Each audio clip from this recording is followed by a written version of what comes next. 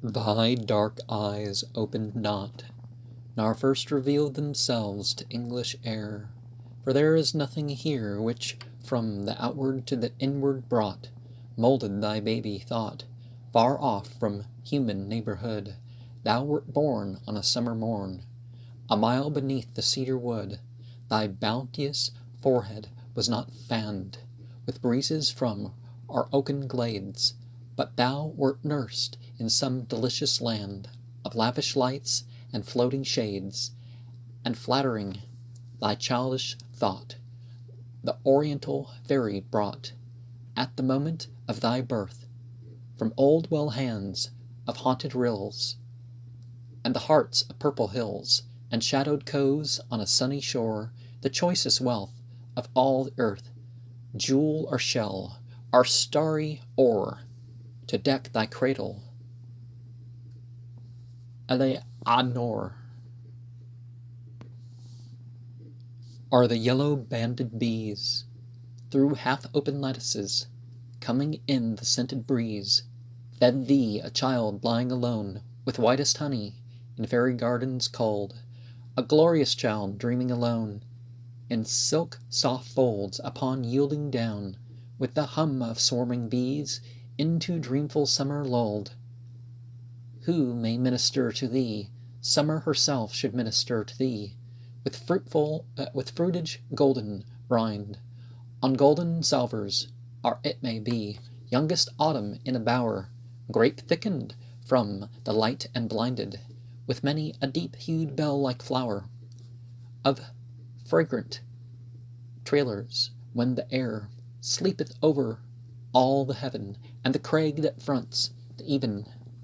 all along the shadowy shore, crimsons over an inland mere. Eleanor,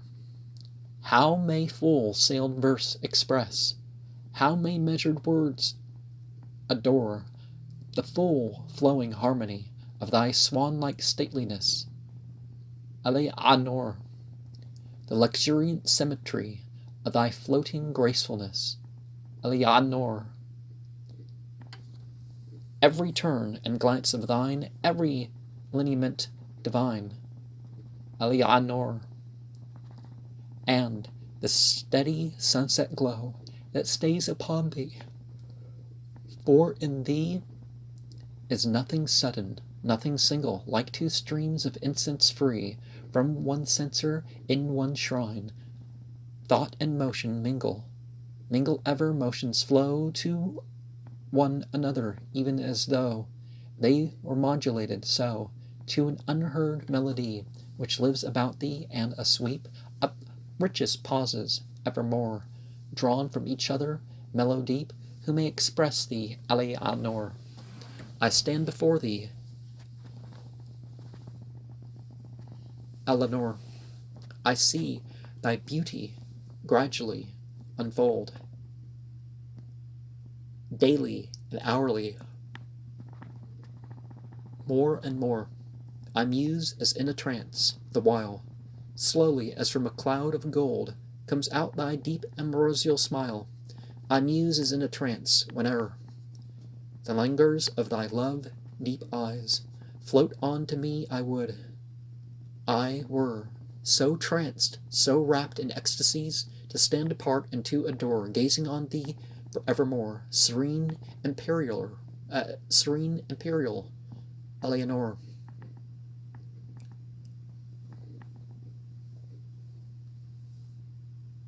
Sometimes, with most intensity,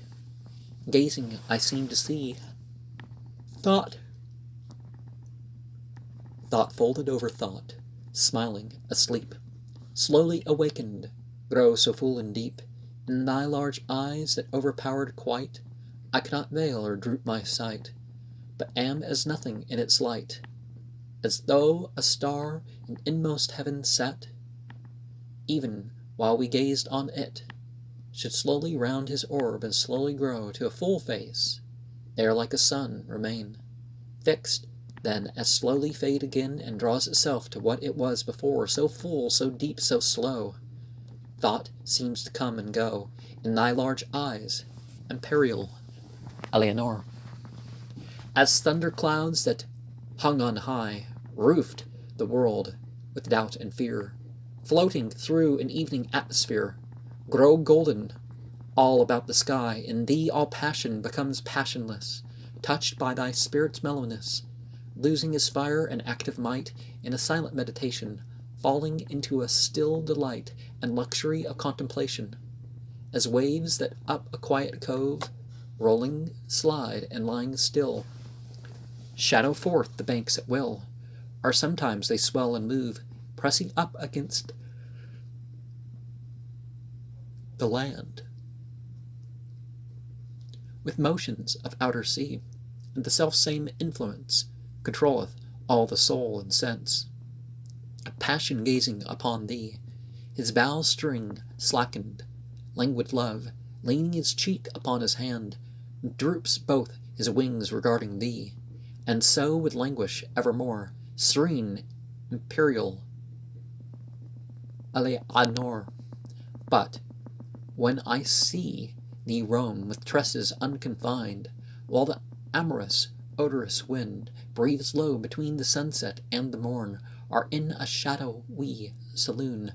on silken cushions, half reclined, I watch thy grace, and in its place my heart a charmed slumber keeps, while I muse upon thy face, and a languid fire creeps through my veins to all my frame, dissolvingly and slowly soon from thy rose-red lips my name floweth, and then, as in a swoon,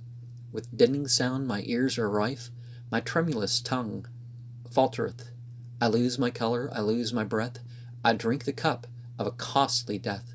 brimmed with delirious draughts of warmest life, I die with my delight before I hear what I would hear from thee, yet tell my name again to me, I would be dying evermore, so dying ever, Eleanor. There's different spellings of that, but